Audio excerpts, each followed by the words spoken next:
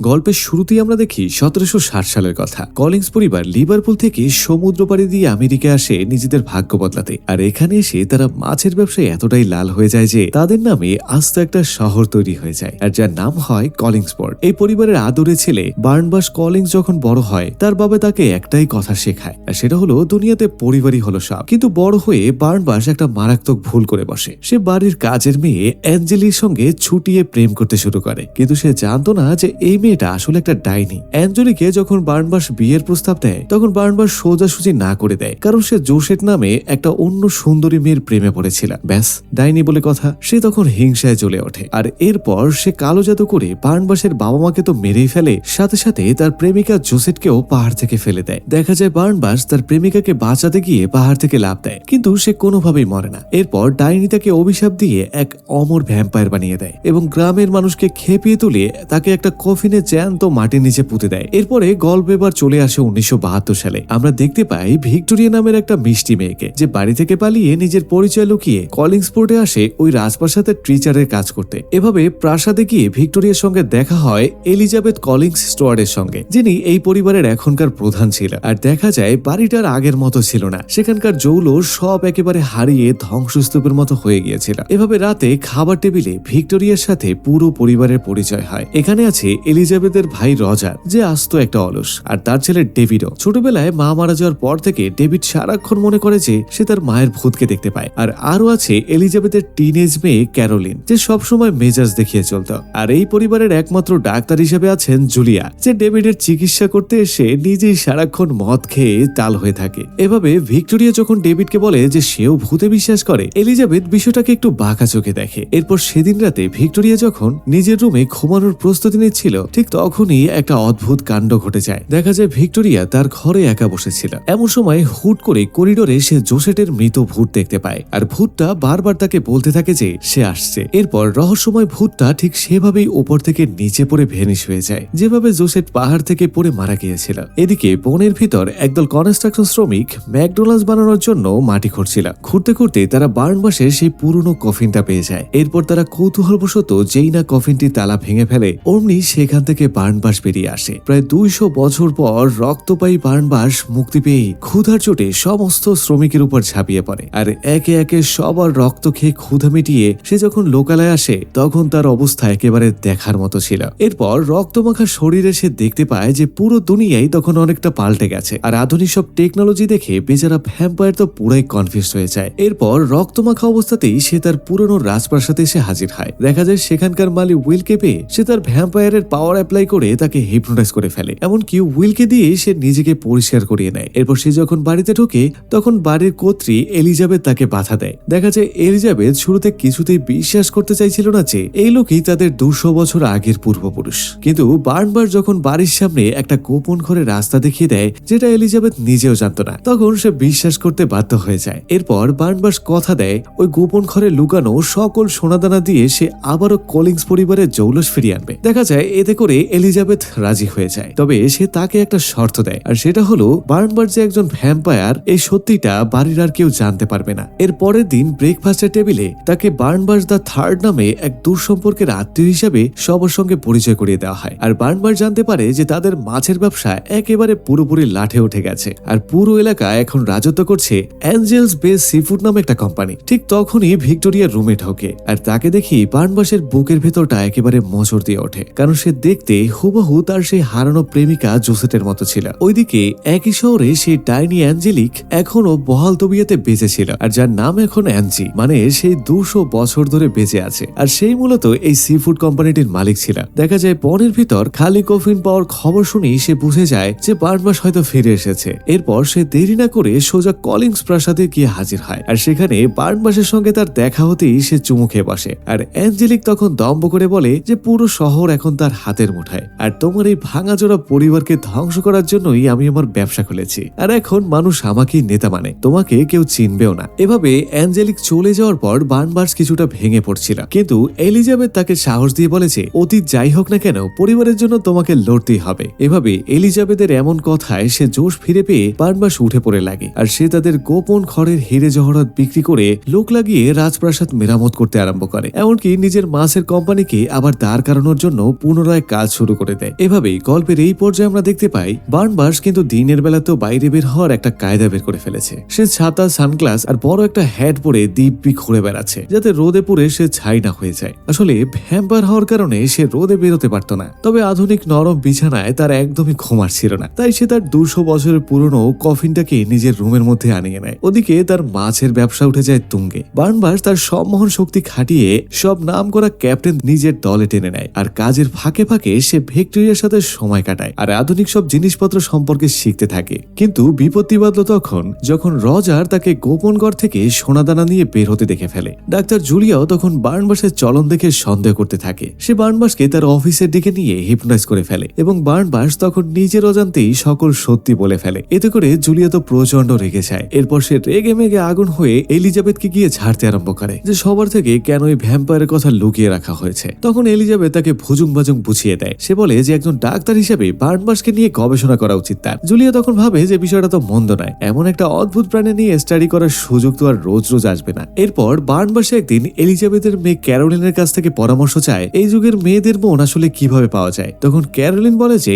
এই সেকেলে ভাবটা ছাড়তে হবে তোমাকে বস, তোমাকে হিপ্পিদের সঙ্গে আড্ডা মারতে হবে। এরপর দেখা যায় যেই কথা সেই কাজ। বার্নবাস বনের ভেতরে একদল হিপ্পি ছেলে মেয়েদের আড্ডায় গিয়ে বসে পড়ে। তারা যখন তাকে জ্ঞান দিচ্ছিল যে মেয়েরা আসলে টাকা পয়সা নয়, ভালোবাসা চায়। দেখা যায় বার্নবাস কথাগুলো মন দিয়ে শুনে ঠিকই, কিন্তু আড্ডা শেষ হতেই সে খিদে সহ্য না করতে পেরে সেখানকার সবাইকে মেরে রক্ত খেয়ে ফেলে। এভাবে পরের দিন থেকে ডাক্তার জুলিয়া বার্নবাসের শরীরে রক্ত বদলে দেওয়ার কাজ শুরু করে দেয়। আর তার প্ল্যান ছিল এটা যে তাকে ভ্যাম্পায়ার থেকে আবার মানুষ বানানো যায় কিনা। এদিকে ভিক্টোরিয়া আর বার্নবাসের প্রেম যখন জমে উঠেছিল, ওইদিকে ডাইনি অ্যাঞ্জেলিক তখন রাগে ফুঁসছে। সে তার কোম্পানির বোর্ড মেম্বাররা বুঝতেই পারছিল না যে সে একটা সামান্য মাছের ব্যবসা নিয়ে কেন এত চিন্তিত ছিল। কিন্তু অ্যাঞ্জেলিকের কাছে এটা স্রেফ একটা ব্যবসা ছিল না, এটা ছিল বংশ পরম্পরায় শোধ নেয়ার আর কলিংস পরিবারকে ধুলোয় মিশিয়ে দেওয়ার একটা মিশন। এভাবে অ্যাঞ্জেলিক বার্নবাসকে তার অফিসে ডেকে ব্যবসাটা তাকে বিক্রি করে দেওয়ার জন্য প্রস্তাব দেয়। দেখা যায় বার্নবাস সোজাসুজি না করে দিলে সে হুমকি দেয় যে যদি বার্নবাস তাকে ভালো না বাসে তবে সে ভিক্টোরিয়াকে একদম শেষ করে দেবে। এভাবে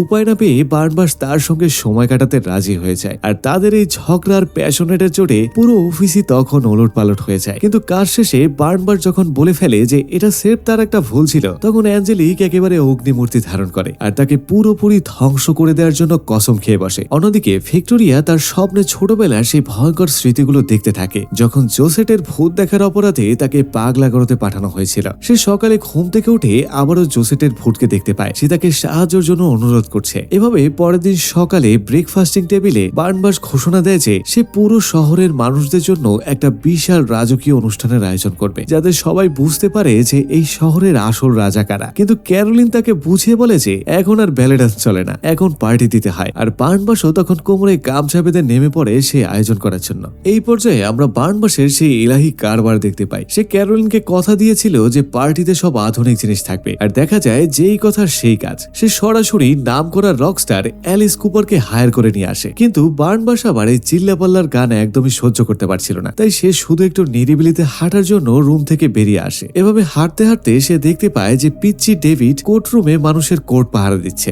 আসলে ডেভিডের ওই অলস বাবা রজার সে নিজের কাজ ছেলের উপরে চাপিয়ে দিয়ে হাওয়া হয়ে গেছে। এরপর বার্নবাস ডেভিডকে সরিয়ে দিয়ে দেয়াল বেয়ে উঠে জানালা দিয়ে উঁকি মারে। সে দেখতে পায় যে রজার ভিতরে এক নারী কর্মচারীর সঙ্গে রোম্যান্স করছে আর সুযোগ বুঝে মানুষের কোর্টের পকেট থেকে মানি ব্যাগ সরাচ্ছে। এসব ছ্যাঁচড়ামো কাজ দেখে সে তো অবাক হয়ে যায়, আজ তার নিজের বংশের কেমন হাল। এরপরে বার্নবাসের দেখা হয়ে যায় ভিক্টোরিয়ার সাথে। এরপর ভিক্টোরিয়া তাকে মনের সমস্ত কথা খুলে বলে। সে জানায় ছোটবেলা থেকেই সে এক অদৃশ্য টান অনুভব করত এই রাজপ্রাসাদটার উপর। এরপর সে তার জীবনের এক করুণ কাহিনী শোনায় যে কিভাবে তাকে বছরের পর বছর পাগলাগারোতে আটকে রাখা হয়েছিল আর ডাক্তাররা তাকে ঠিক করার নামে যে প্রচন্ড কষ্ট দিয়েছিল। কিন্তু জোসেটের মৃত ভূত তাকে সবসময় পথ দেখাতো, এমনকি ওই খবরের কাগজে বিজ্ঞাপনটাও জোসেটই তাকে দেখিয়েছিল। এরপর ভিক্টোরিয়া যখন স্বীকার করে যে সেও বার্নবাসকে ভালোবাসে, তখন তারা একে অপরকে কিস করে ফেলে। কিন্তু কপাল খারাপ, ঠিক ওই মুহূর্তে ডাইনি অ্যাঞ্জেলিক তখন পার্টিতে এসে হাজির হয় আর রাগে তার মাথা প্রচন্ড গরম হয়ে যায়। এভাবে পরের দিন বার্নবাস ডাক্তার জুলিয়ার কাছে যায় যাতে সে তাড়াতাড়ি করে তাকে মানুষ বানিয়ে দেয়। কিন্তু